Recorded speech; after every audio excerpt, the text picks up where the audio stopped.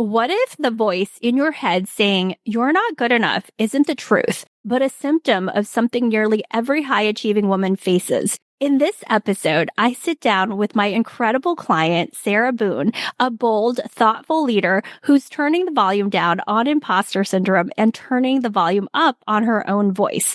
Together, we unpack what imposter syndrome really sounds like, how it shows up in our lives and leadership, and the tools Sarah has used to stop over-preparing and start owning her brilliance and lead with more authenticity and self-trust. If you've ever doubted your success, even while achieving it, this one's for you. Welcome to The Balanced Leader, hosted by Yan Dang, a leadership and life coach with over 20 years of corporate experience. Drawing from her journey as a former global finance leader and second-generation immigrant, Yan understands the unique challenges women face in male-dominated workplaces. Each episode offers insights on balancing masculine and feminine energies, mastering soft skills, and building emotional intelligence. Join us to transform frustration into empowerment and unlock your authentic leadership potential. All right, well, let's get started. Welcome to the show, Sarah. Thank you. Thank you for having me. I'm looking forward to it. So tell the audience a little bit more about yourself. We'd love to know what you do, where you work. Go ahead. Yeah, absolutely. So I'm the National Director of Project Management with an organization called Devereux. And Devereux is one of the nation's largest nonprofit organizations and providing services, insight, and leadership in the evolving field of behavioral health care. So I oversee our project management office, and we are a lean but mean project management office. And we support strategic initiatives across the organization, for our individuals that we serve. Great. Thank you so much for that. So let's just dive in. Tell me about imposter syndrome for you. What comes up for it? What happens with it? And, how did you come to realize you have it? Let's just dive into that. And then we'll talk more about the overcoming piece. But I think sometimes it shows up differently for different people. So I'd love to just hear your specific experiences with it. Yeah, of course. When you first mentioned imposter syndrome as this topic for this podcast episode, I was very excited because this was something that was, I believe, at the top of my list for when we started our sessions together for coaching. And, it resonates with me because I think people really are often placed in roles where visibility, responsibility, and uncertainty can collide. And it creates that perfect environment and that perfect storm for self-doubt to really thrive. And I've always felt that, the more success I have achieved, the more fragile it can feel, and it feels like it can be taken away. And I've experienced it personally, and how it sounds in my head, like you said, is different for everybody. I think there's also a lot of common misconceptions with imposter syndrome and how people perceive it, where, it only affects people who are underqualified. And, so people feel like, oh, I'm underqualified for this role and it only affects me and I have imposter syndrome. And I really feel that, it just simply means that you care deeply about doing a good job. And it's often in spaces where there is no roadmap with your job. And I just feel that imposter syndrome, it never truly goes away. You can get better at managing it. And I feel like some folks have it more so than others. Guilty. I'm raising my hand right now. But it's certainly something that, as I've developed and increased in my positions at my organization, and I've been in my role for about almost 2 years now, but I've been with my organization for almost 15. It's certainly something that the higher up I've been in a company, the more prevalent it is. Oh, that's so interesting because, sometimes people equate imposter syndrome to a lack of experience or a lack of knowledge. But what I'm hearing you say is that there are going to just be unknowns, right? When you extend into that leadership role, there's going to be less things that you're having to learn, but just more in the moment, activated to answer questions that maybe you have never been presented before, right? Like that is the true sense of leadership, leading with uncertainty, but also the high stakes of it, the high visibility, right? And I actually remember recently you were in that situation where your boss and your boss's boss were both out and you just had to make a lot of decisions that you weren't used to making. Yes, that was a great example. And, I was in that moment, and it was an unexpected situation as you brought that up and made me think about it. And my boss's boss didn't know she was going to be out, and having to make that quick decision to pull the plug on a project, to have another meeting about something, and bring it to another executive to talk about it.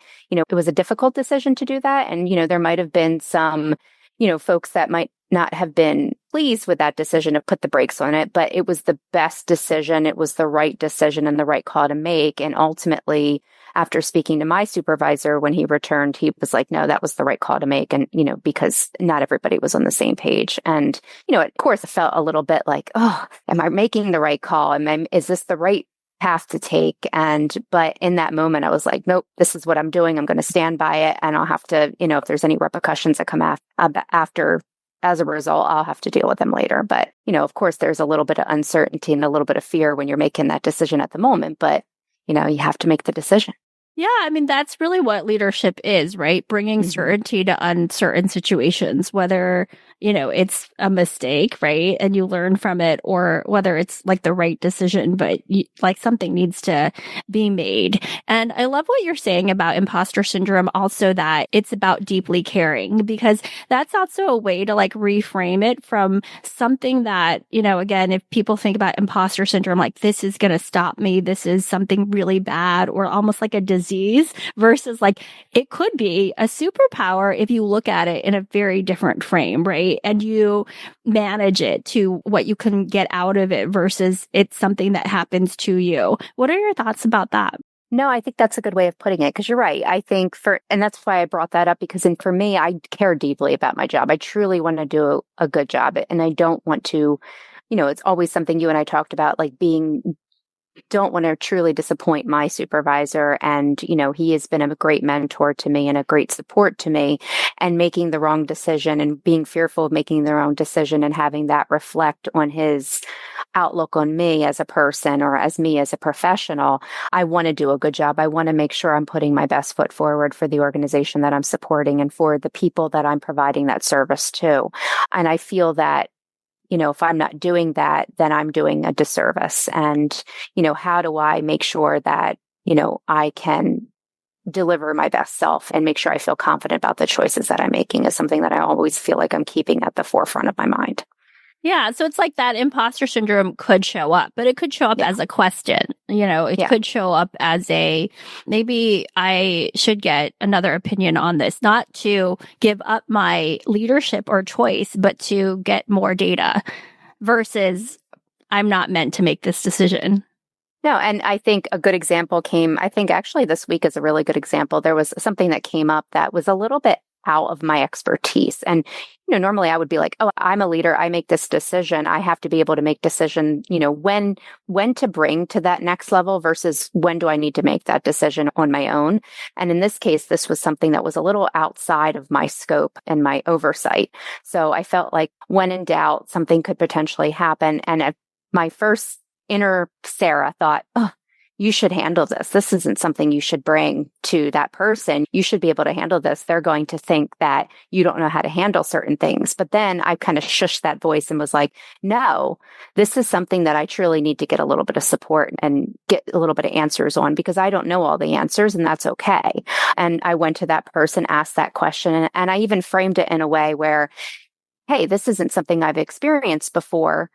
I wanted to get your thoughts on this. And I framed it in a way where I said, this is what I think I should do, but I just want to confirm because I've never been exposed to this situation before. Turns out it was the right call, but they appreciated that I checked in with them first. So I think that was a good way of saying, like, trying to get their input in at the same time, but just like making sure I was validating that I was trying to make the decision, but it wasn't a situation that I've ever experienced. And again, it's back to that. There's no roadmap.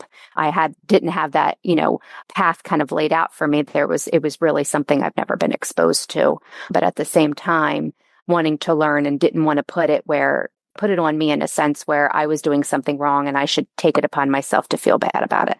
Yeah, like that it's wrong to ask for more data. I think oftentimes, it's like people can be quite hard on themselves, and that it actually creates more isolation, and that imposter syndrome can potentially fester more and grow bigger. So, but I'm curious for you, when was it like the first time where you were like identified it for yourself or noticed it? Oh, first time I've noticed it, I think for me was, I'm sure there was multiple times throughout my career that I've noticed it that I can't recall off the top of my head. But I think the most impactful for me, the most impactful time that I really felt that it had kind of like sunk its claws into me was really when I made that transition from, coming from, being at this organization. I worked at the same company for almost 15 years now. I came from like our local operating center, which was state-based, and coming to more of our corporate headquarters. And that's a big jump. I mean, if folks know, they know, you're coming from more of like going from like a little pond to like a big ocean. And it's, first of all, taking the chance and taking the jump it cannot be overstated. I was scared when I made the move to come from my little center in the state of New Jersey to big bad corporate headquarters to it was just a different environment, different culture. It was just going from like one small ecosystem to a larger system and having to know the company on a broader scale.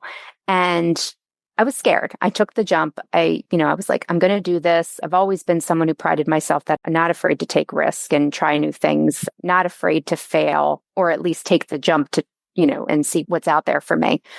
But I think that was when the first time I really kind of recognized imposter syndrome was, working in the corporate environment and then being exposed to new learning and being exposed to this role where I went from knowing just what was at the New Jersey center to now I have to experience a whole new world of other centers and other states and other regulations and other standards and other service lines that we operated in. My knowledge had to be broadened. And I felt like that was a lot to learn. And there was this expectation. This is my mind, obviously, not the company's, but I felt like I had to have this knowledge and expectation to learn this overnight. And I put this immense pressure on myself to be able to say, oh, you need to know this. You got to know all of this stuff. You got to know all of this. You got to be able to answer everything, and you need to know it right now. And you have to be able to get everything right. And you have to answer an email in 15 minutes. And also coming from the centers, when somebody from the center went to the corporate headquarters, it was very rare at that time. So when that happened, there was like this expectation, be like, you got to go to the corporate center and you got to advocate for the centers because you are the golden child. There was just that mentality. So it was like a lot of pressure. Yeah. So what I'm hearing is like, there's that internal pressure where you're like, I got to know all this stuff. Then there's this external pressure from the people who are like, you better speak up for us. You better talk for the people. You better exactly what you're made of. And then you probably have the senior leaders who you're like, okay, now I'm actually getting emails from the CEO, from the C-suite people. Like, it's not just newsletters. It's like real, you're working with them, right? And so that's just like another high stakes, high visibility. Yes, that high visibility and having projects with executives and getting that FaceTime with folks I've never would have dreamt of meeting in person. Like I would see emails from it. I'm like, oh, that's the person who sends those newsletters or those marketing materials. So it was such a wonderful experience, but it was also very intimidating. I feel like that was just I know it's a very broad example of when I started kind of experiencing imposter syndrome. Like, do I belong here? Am I polished enough for this corporate environment? Do I have what it takes to earn my place here? And I'm not going to, lie. There's times where that still pops up once in a while. I see people at corporate who just are just so diplomatic and just so have this poise and just have this refinement that I feel like I will never achieve that. But then the other part of me says, that's okay because I'm me and I'm here for a reason. I bring something to the table too. And I'm okay with that. I've accepted that I have a different skill set and they have their skill set that makes them in that role that brings value to the organization, but I also know that I bring value to what I do as well. And I learned that through coaching, and I think that is what has been really helpful for me. But for me, that experience coming to corporate was when imposter syndrome was at its highest for me. Okay. Well, and it's good that you were aware of it and you had the emotional maturity to notice that. And I mean, if you're open to this, the whole reason why we're coaching together is you told a senior level executive about how you were feeling, and that's super vulnerable. Can you share a bit about that process? Because that's really what opened the door for our coaching together of like you saying, I'm dealing with confidence issues. Oh, right. So yeah, that's how we met. I can't believe had forgotten that for a second. Yeah. So the COO, who was wonderful, she's part of an organization, and I was at the office that day when part of an organization, like if I believe it's like a committee that she's on. And before she had a meeting with that committee, I was at the office that day, and I had got to see her, and we had said hello, and we were speaking, and we were talking about, I think we were having just like a brief conversation just about women and leadership. It was a great conversation. And I was telling her that, one of the areas that I struggle with was confidence. And she seemed at first a little surprised. And she's like, you always come off very confident. And I said, well, a duck on water, on the surface, I'm very calm, but like underneath, I'm like paddling my legs and, there's like churning underneath. We talked for a few minutes more, then she went into our meeting. And I believe an hour later, she had asked me to come into her office, and she said, hey, I was on this call and she had told me about you. And she said, Yan was sharing a webinar on confidence. I think it was like your webinar on confidence or showing up confidently. I think that was the name of the webinar. And she said, I'll send you the slides and the materials, but she also does coaching.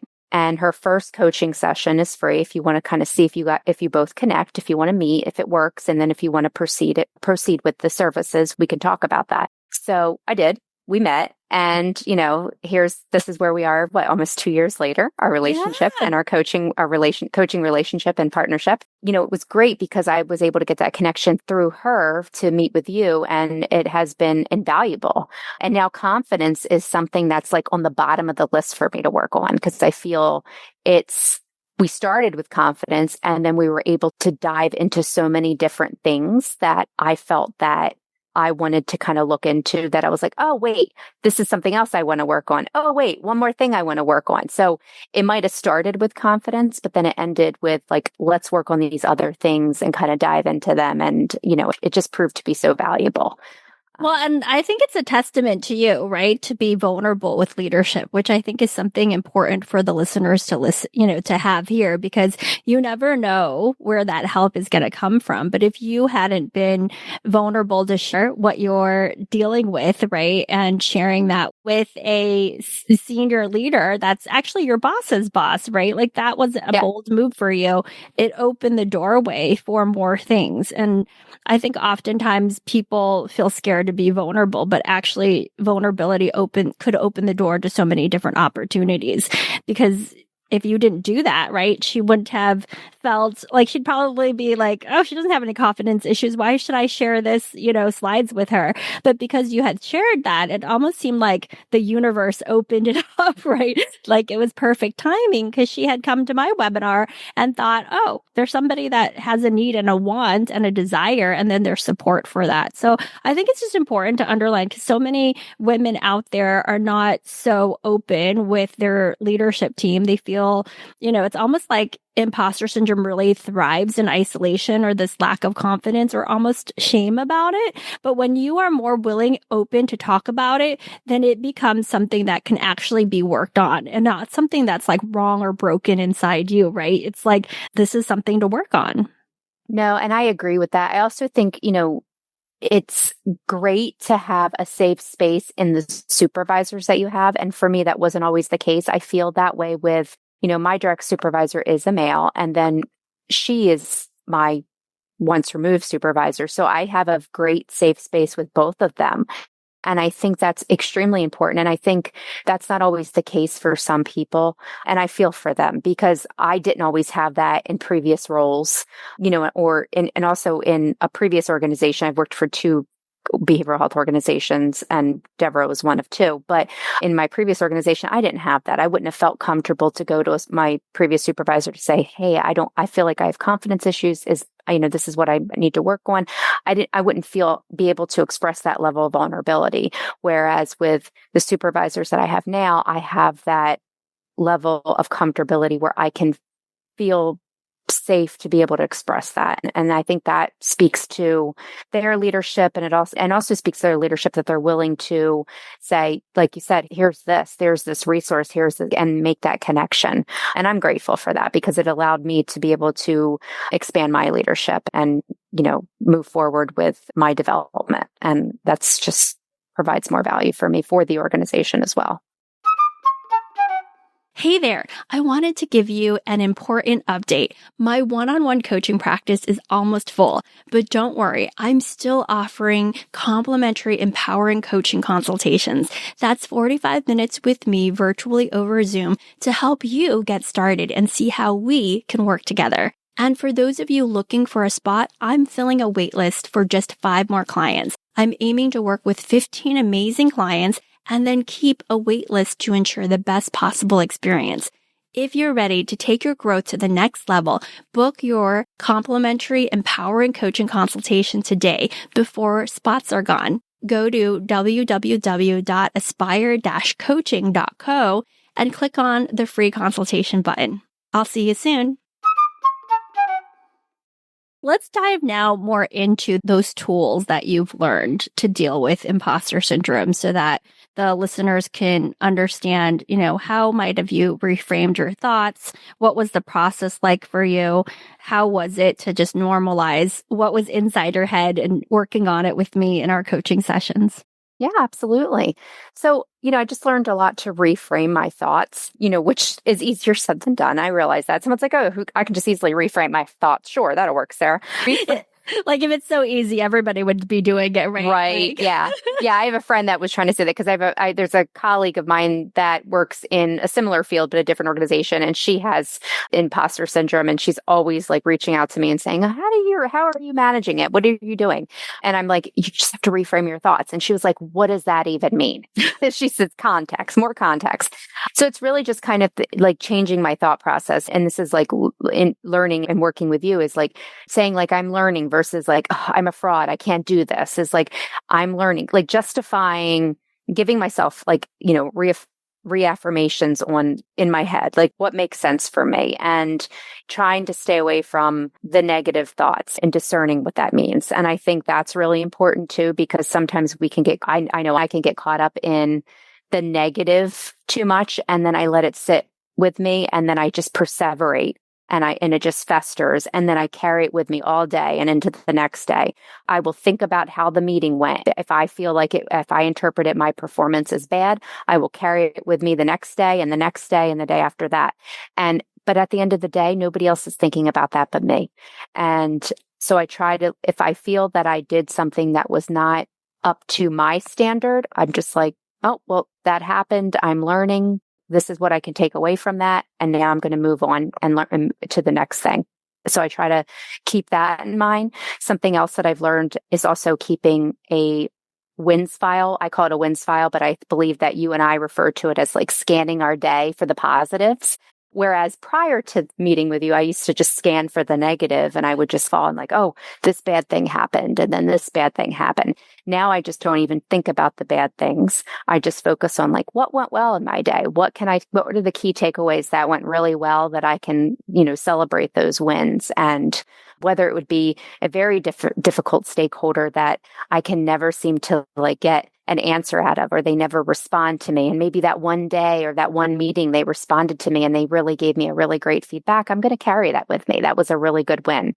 Talking about it, normalizing the experience and just, reframing my thoughts. I think those are the key takeaways to, move forward with just real understanding and realizing that's imposter syndrome talking. It's not a reflection on you as a professional and employee.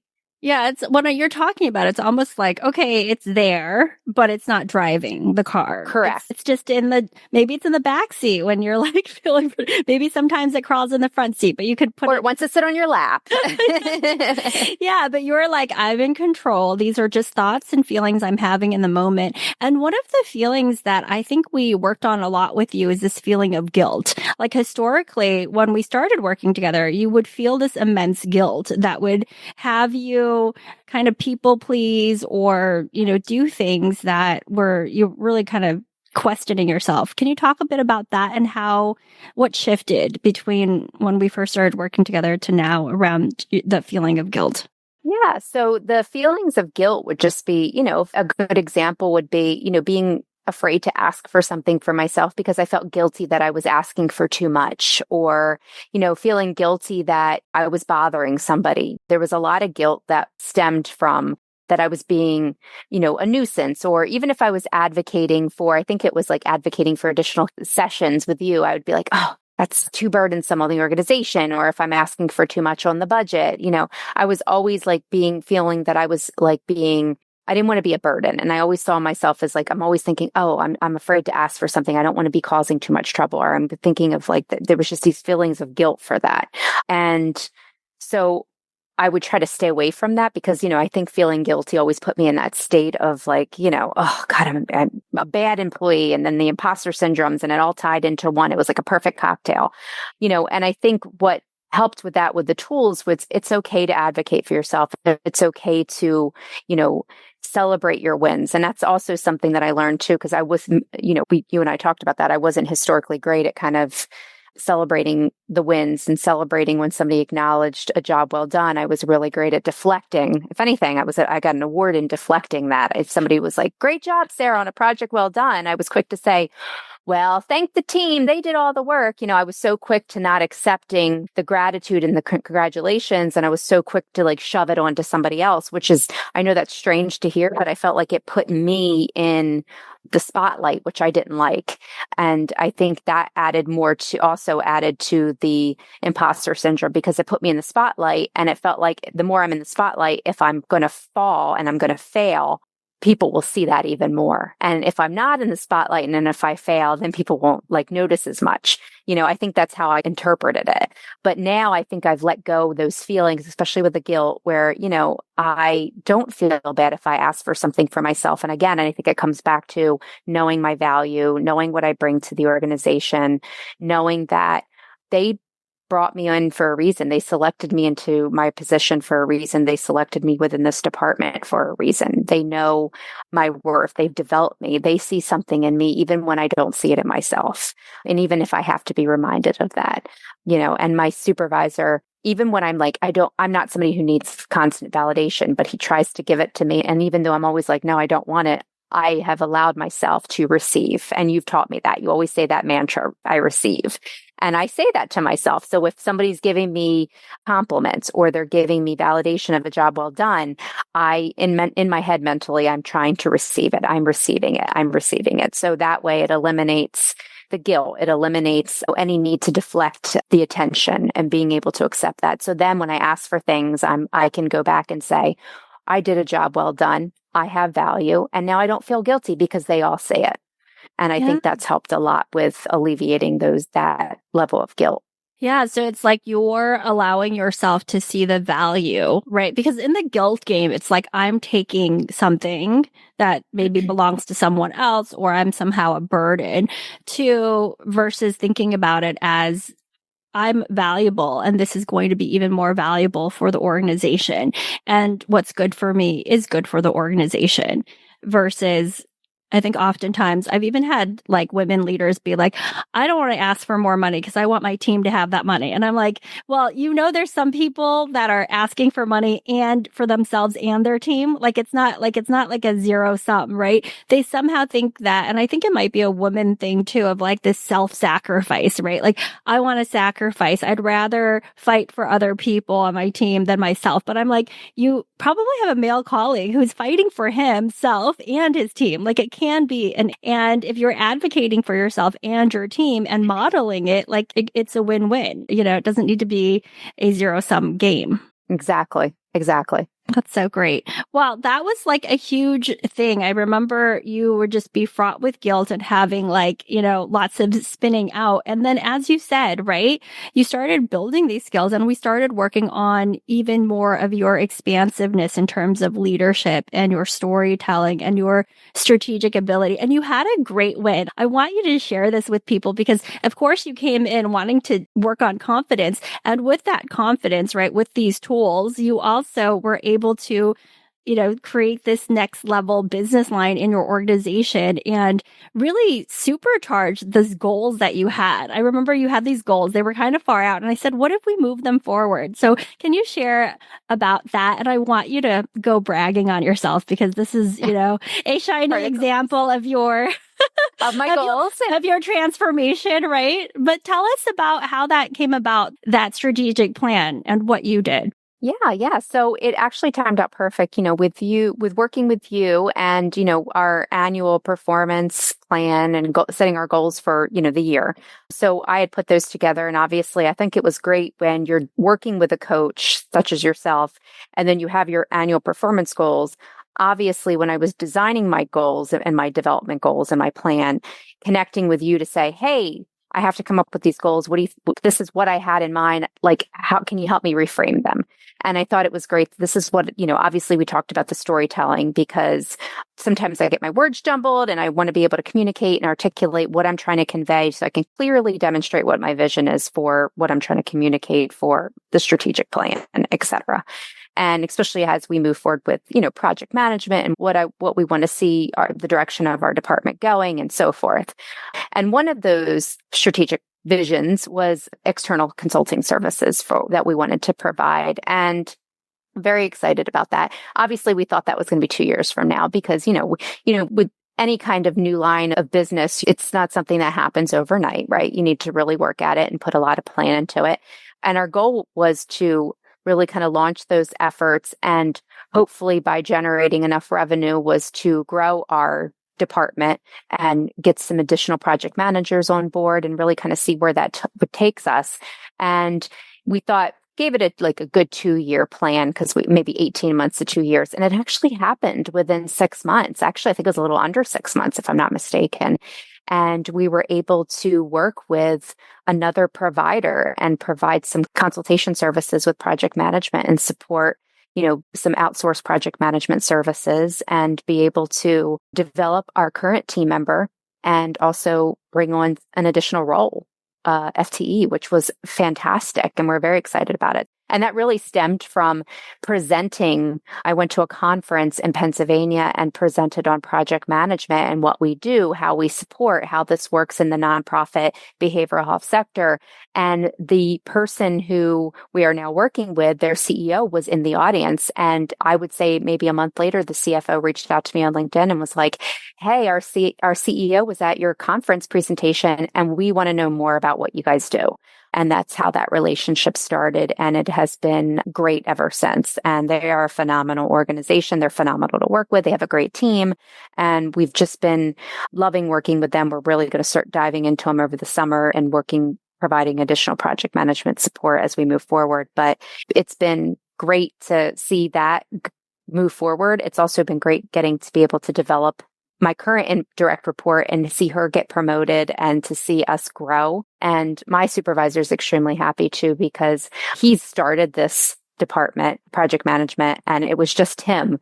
And then he brought me on, and now it's getting so large and it's growing, and people are really seeing the value of what we do across the organization, it's good to see how that is paying off and how that's supporting the organization and outside organizations. So yeah. And I just see, like, for you, right, the value of a more confident version of you showing up, presenting, closing these deals, attracting more deals, right? That this investment in you actually, is an investment in the company and the expansion and in other things that you touch and in other people that you talk to, right? I oftentimes talk about when we work on ourselves, when we actually, invest in, how we show up in the world, it has the ability to amplify all of the other things that we're doing in our world, right? It has the ability to show up even more strongly in all of the things we do. And then it accelerates results. And, you're a product of that. No, I absolutely agree. It made me feel good on several levels. It also gave me confidence in taking it back to that presentation. I felt so good after that presentation. Like, I felt that presentation went so well. I really felt connected to the audience. I felt like, and that comes back to having the purpose when you're presenting, utilizing the 3 words, that you talk about in the webinar, going in there and being able to connect with the audience and making them laugh, having that connection. And I really kind of honed in on that goal of storytelling. And I didn't even have slides up. I just kind of stood in the middle of the room. I walked away from the podium and I just kind of made the eye contact. I didn't do what they call the machine gun, where you and you just because that's what they call the machine gun. There was a class I went to where they teach you that. But it was like so empowering. And then I just rode that high. And so that's been helping me a lot as I continue to do even more speaking. And it's really seeing that how I want to continue that development and that value has also gotten me into teaching and really expanding that. And, I've done so many new things since starting coaching and taking advantage of new situations, even when I'm a little nervous. And, you've talked to me a couple times, had to talk me off the edge of the cliff a couple of times when I was like, I don't know if I can do this. And you were like, yes, you can. This is how we can get through this and talk about it, and trying these new things and then saying like, oh, I can do hard things. And I think that was, a really good realization for me.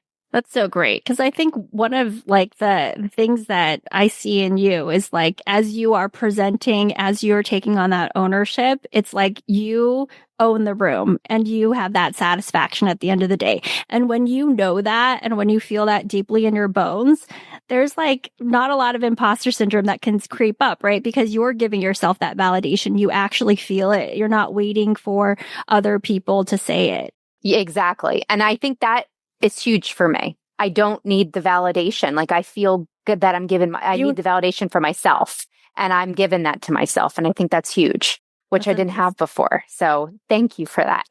Wow. You're welcome. And you have done a lot of hard work to get there. So, okay. Well, thank you so much again. I think imposter syndrome is different for different people, but I think you are a testament to somebody who's doing the work, who is able to manage it and use it for you and not against you, and be able to show up confidently with or without it because of your conviction and who you are. So thanks so much for being on the show. Thank you for being a part of the Balanced Leader community. We hope you found today's episode inspiring and actionable. For more resources and to connect with Jan, visit us at aspire-coaching.co. Until next time, keep leading with confidence and purpose.